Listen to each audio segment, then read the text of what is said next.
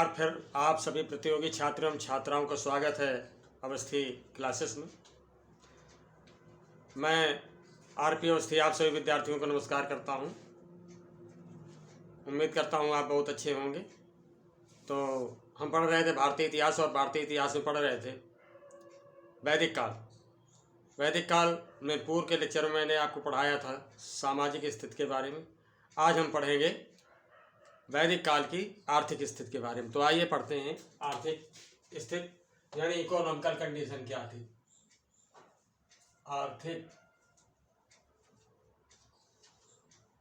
स्थिति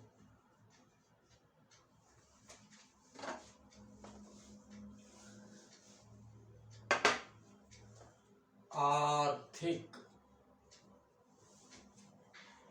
स्थिति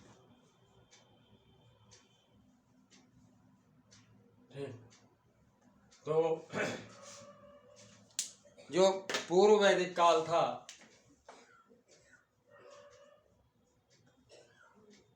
पूर्व वैदिक काल यानी 1500 बीसी से 1000 बीसी तक का ये जो काल था, तो इसमें जो आर्यों की आय का मुख्य संसाधन था वो था पशुचारण। कैटल बेस्ड लाइफ थी। पशुचारण मुख्य व्यवसाय था, गायों को चराना। ठीक है। और मैंने जैसा कि बताया था कि लगभग हर कबीले में 1-1 लाख गायें थीं। कबीलों के नाम भी मैंने बताए थे, पुरु, यदु, तुरुवा, सुद्रु हैं। तो 1-1 कबीले में 1-1 लाख गायें थीं लमसम। तो इनकी आय का जो प्रमुख साधन था वो दुग्ध और दुग्ध से बने हुए उत्पाद। ठीक है। दुग्ध और दुग्ध उत्पाद, साथ ही साथ विनिमय का आधार इस समय जो है गाय ही थी। ठीक है। विनिमय का जो आधार थी यानी क्रय और विक्रय, जिसके आधार पर वस्तुओं की खरीदारी की जाती थी, तो विनिमय का आधार गाय था। इसीलिए गाय को पूज्य माना जाता था, यानी गाय को अघन्या कहा जाता था। क्या कहा जाता था? अघन्या, यानी वध न करने योग्य। गाय का वध नहीं किया जाता था। फिर भी एक खास बात थी कि अतिथियों के आगमन पर, अतिथि के आगमन पर गाय का मांस जो है अतिथि को परोसा जाता था। अब चूंकि जो विनिमय का आधार होती है, जिससे वस्तुओं की खरीदारी की जाती है, वो चीज़ ज़्यादा प्यारी होती। जैसे वर्तमान में भी हम लोगों का अगर 1 रुपया भी ज़मीन पर गिर जाता है, पर्स से या जेब से निकालते समय 1 का सिक्का अगर ज़मीन पर गिर जाता है, तो हम उठा करके उसको जो है मस्तक पर लगा लेते हैं। हम लक्ष्मी का रूप देते हैं, उसे लक्ष्मी के रूप में मानते हैं। इसी तरह से मुद्रा के रूप में भी गाय का प्रयोग किया जाता था। तो ये गाय विनिमय का आधार थी। और ऋग्वेद में गव्य और गव्यति शब्द, ऋग्वेद में गव्य और गव्यति ये 2 शब्द आए हुए हैं। ये जो है शब्द चरागाह के लिए प्रयुक्त हुए हैं। जैसा कि आप जानते हैं कि कैटल बेस्ड लाइफ थी, यायावर जीवन था। कुछ दिन यहाँ रुके, फिर इसके बाद जब यहाँ का जंगल समाप्त हो गया, ये घास जो होती थी, ग्रास होती थी, वो ख़त्म हो जाते थे, तो इस स्थान से फिर आगे बढ़ जाते थे। यहाँ कुछ दिन रुके, तो इस तरह से नदियों के किनारे ही आगे बढ़ते चले गए। ठीक। मैंने आपको बताया था कि हस्तिनापुर से, और हस्तिनापुर के बाद ये जो है मेरठ का जो के इधर से गंगा के किनारे होते होते हुए ये जो है ये गंगा के किनारे होते हुए आगे बढ़ते चले गए, और अंतिम स्थान इनका पटना रहा। तो आप देख रहे हैं कि जो आधार था वो इस समय पूर्व वैदिक काल में वो पशुचारण से जुड़ा हुआ जीवन था। ठीक। बाद में जो है ये लोग कृषि भी करने लगे। कृषि कार्य करने लगे। और ऋग्वेद में कृषि शब्द का जो प्रयोग है वो केवल 24 बार हुआ है। ऋग्वेद में कृषि शब्द 24 बार आया है। नोट करने लायक पॉइंट है, कृषि शब्द का उल्लेख ऋग्वेद में 24 बार हुआ है। और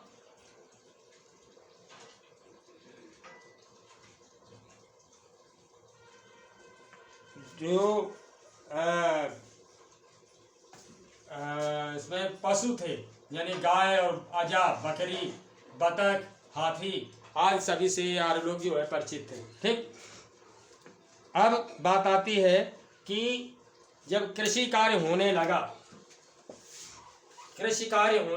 तो कृषि में क्या क्या ये लोग पैदा करते थे और कृषि से जुड़ी हुई चीजों को ये क्या कहते थे। ठीक है, तो लांगल शब्द हल के लिए प्रयुक्त किया जाता था। लांगल शब्द जो है ये हल के लिए प्रयोग किया जाता था। उर्वरा शब्द जुते हुए खेत को कहा जाता था। उर्वरा, जुता हुआ खेत। ठीक, ये कृषि से जुड़ी हुई शब्दावली है। और इसके अतिरिक्त वृक शब्द का प्रयोग बैल के लिए किया जाता था। वृक, बैल। ठीक, इसी तरह से करीश शब्द का प्रयोग गोबर की खाद के लिए, करीश जिसे हम कंपोस्ट खाद कहते हैं, गोबर की खाद आज भी यूज की जाती है खेतों में। वो बात एक अलग है कि प्रचलन कम हो गया है, रासायनिक खादों का प्रयोग ज़्यादा हो गया है। तो करीश शब्द गोबर की खाद के लिए यूज किया जाता था। आवत शब्द कूपों के लिए, आवत, कूप यानी कुआं, इसके लिए प्रयोग किया जाता था। आवत शब्द कूप के लिए प्रयोग किया जाता था। उर्दर शब्द अनाज नापने वाला पात्र, उर्दर, अनाज नापने वाला पात्र।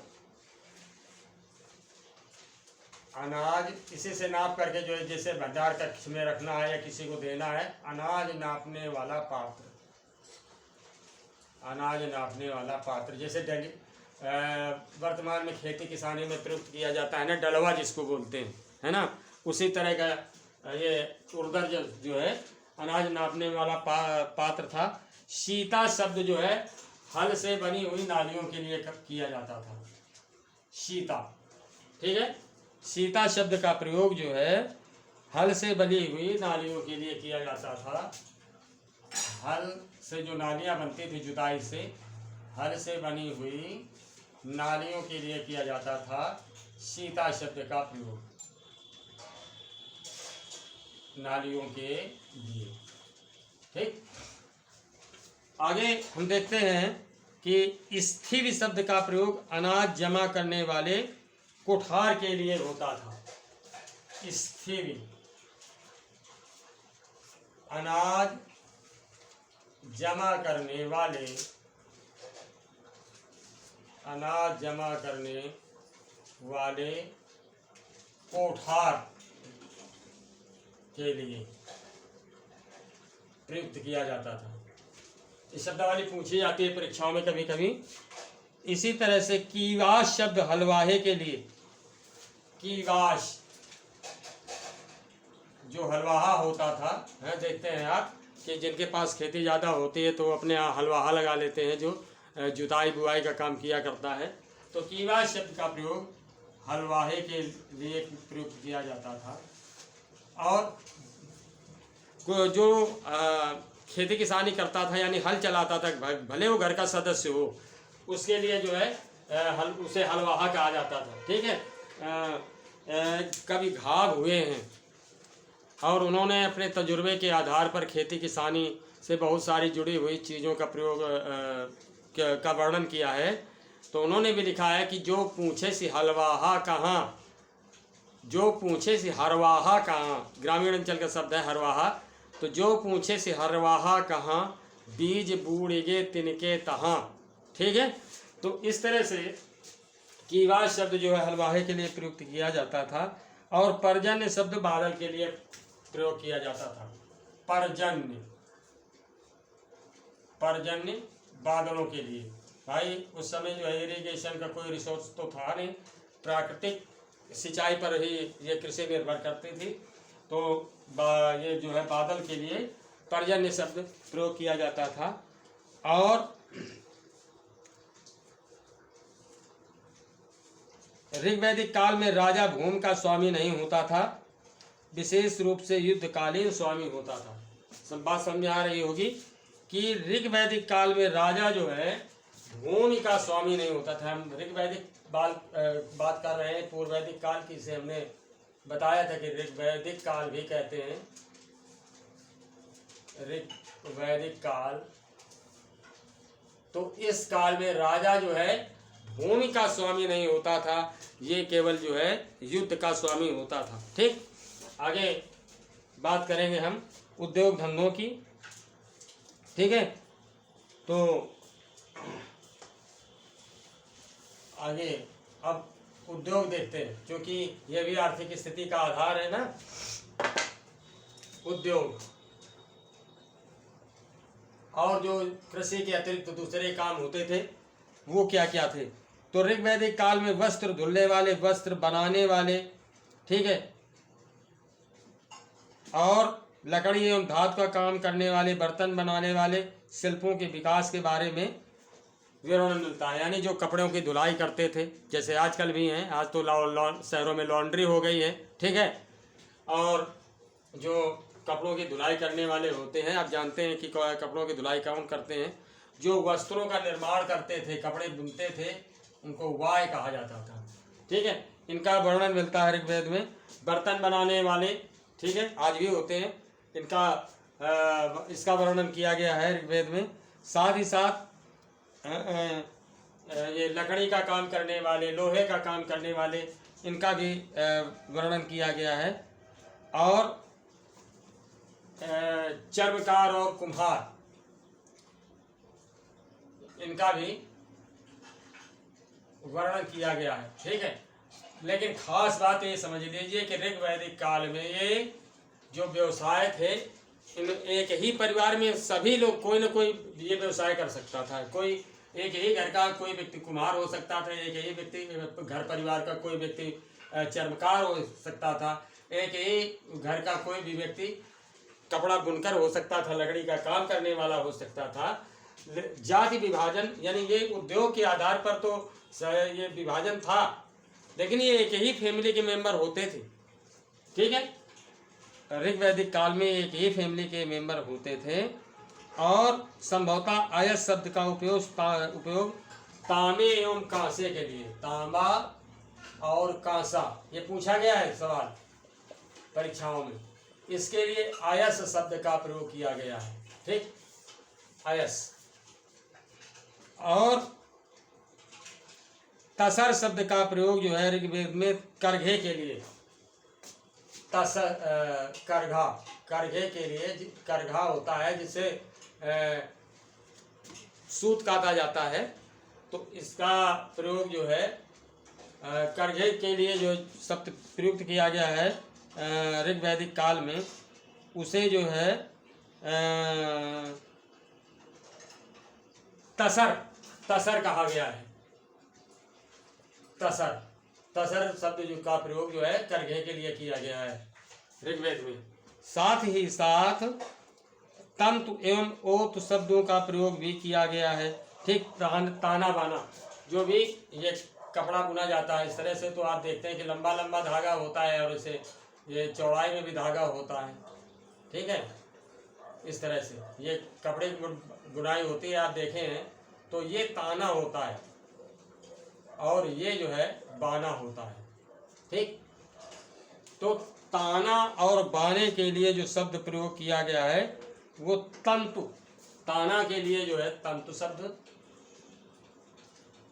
ठीक, और बाना के लिए जो है ओत शब्द का प्रयोग किया गया है। ओत, ये बात समझ में आ रही होगी। ऋग्वेद में ये शब्द प्रयोग किए गए हैं। और धुंध्य शब्द का प्रयोग ऊन के लिए किया गया है। सॉरी, शुंध्यव, ये शुंध्यव ये शब्द ऊन के लिए प्रयोग किया गया है ऋग्वेद में। शुंध्यव शब्द जो है किसके लिए आया है? ऊन के लिए, ऊल। इसके अतिरिक्त जो है ऋग्वेद में कपास शब्द का उल्लेख नहीं मिलता है। ऋग्वेद में कपास शब्द का प्रयोग नहीं मिलता है। कपास शब्द का प्रयोग नहीं मिलता है। क्लियर है? ऋग्वेद में कपास शब्द का प्रयोग नहीं किया गया है। और निष्क जो है, मैंने पूर्व के लेक्चर में भी बताया था कि निष्क जो है सोने का आभूषण हुआ करता था। इसका प्रयोग जो है विनिमय के लिए भी किया जाता था। पहली मुद्रा इस प्रकार से जो है निष्क, इससे भी रिलेटेड सवाल पूछा गया है। तो निष्क जो है सोने का आभूषण होता था। तो इसका भी प्रयोग जो है वस्तुओं को खरीदने में किया जाता था। ठीक, और यही जो है ऋग्वैदिक आधार पर पहली मुद्रा का स्थान पाती है। निष्क सोने का आभूषण है।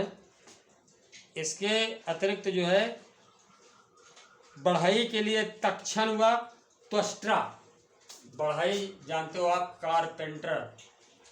ठीक, तो इसके लिए ऋग्वेद में जिस शब्द का प्रयोग किया गया है वो है तक्षण। तक्षण एवं त्वष्ट्रा।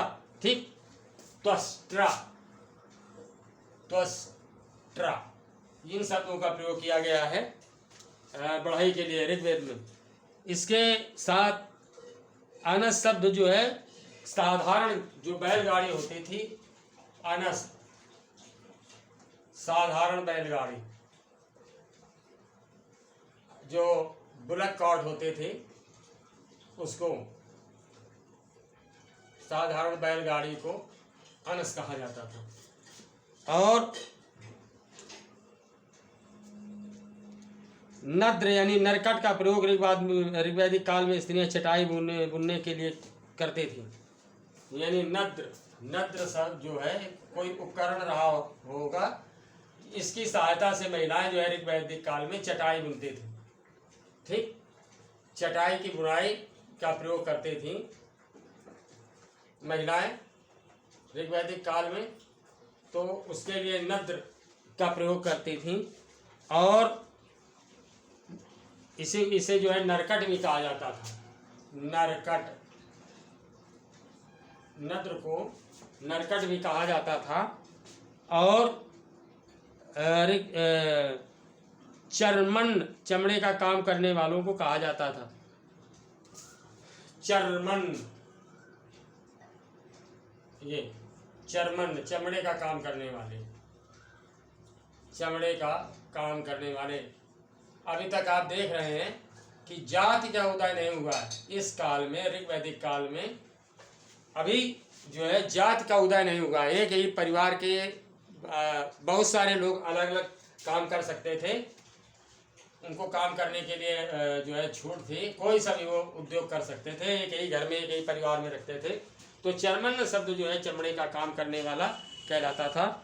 और इस काल में जो है जो व्यापार था, तो ऋग्वैदिक काल में व्यापार में क्रय विक्रय हुए तो जो है विनिमय प्रणाली का शुभारंभ हो चुका था।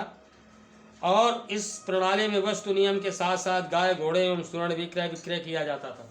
तो जो व्यापार किया जाता था वो वस्तु विनिमय था ऋग्वैदिक काल में। वस्तुओं के बदले वस्तु का को लेना। ठीक, तो वस्तु विनिमय था ऋग्वैदिक काल में, प्रारंभ हो चुका था इसका व्यापार का। और आप समझ चुके होंगे कि वस्तु के बदले वस्तु प्राप्त की जाती थी, यानी एक वस्तु दे करके दूसरी वस्तु प्राप्त की जाती थी। ठीक है, जैसे गाय के बदले में अनाज है और भी चीज़ें ली जाती थी, ठीक है। और जैसे आर्यों का मुख्य उत्पाद था दूध, दही, घी, तो इसके बदले में जो है दूसरे लोगों से अनाज वगैरह ले लेते थे, कपड़े ले लेते थे।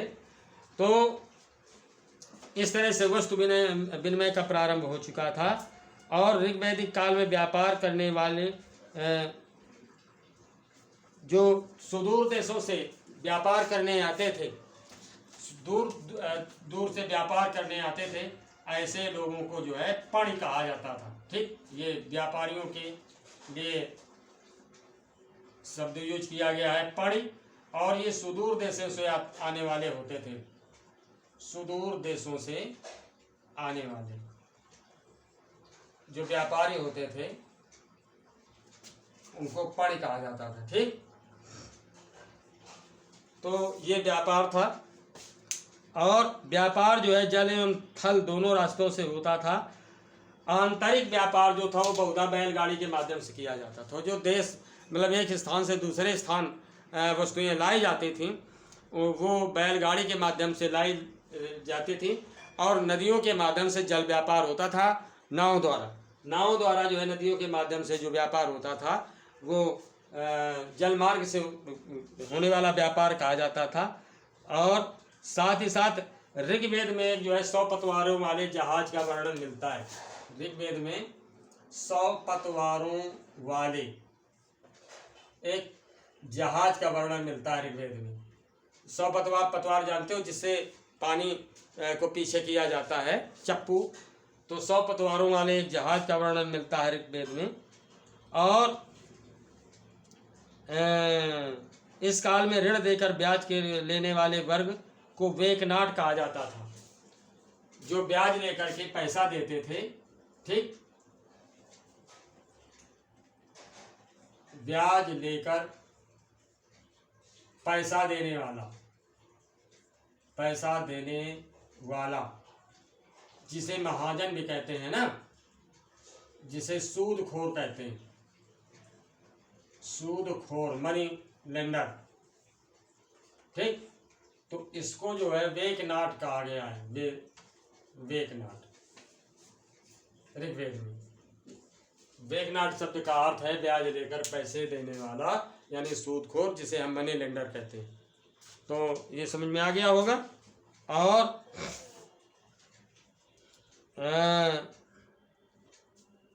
आर्यों को समुद्र के बारे में जानकारी थी या नहीं थी, इसके अभी तक प्रमाण नहीं मिले हैं, ठीक। समुद्र से लोग परिचित थे या नहीं परिचित थे, इस बात की जानकारी नहीं प्राप्त होती है, कहीं इस तरह का वर्णन नहीं मिलता है। तो इस तरह से आज का हमारा जो अध्यापन का विषय रहा वो रहा आर्थिक स्थिति। उम्मीद करता हूँ अच्छे से समझ में आ गया होगा। यदि कहीं किसी भी तरह की कोई प्रॉब्लम आती है तो प्लीज़ कमेंट करके पूछिए। नए छात्रों से मेरा अनुरोध है कि प्लीज़ मेरे चैनल अवस्थी क्लासेस को सब्सक्राइब करें, लाइक करें और शेयर करें। तो नेक्स्ट लेक्चर में मेरी फिर आपसे मुलाकात होगी, तब तक के लिए नमस्कार।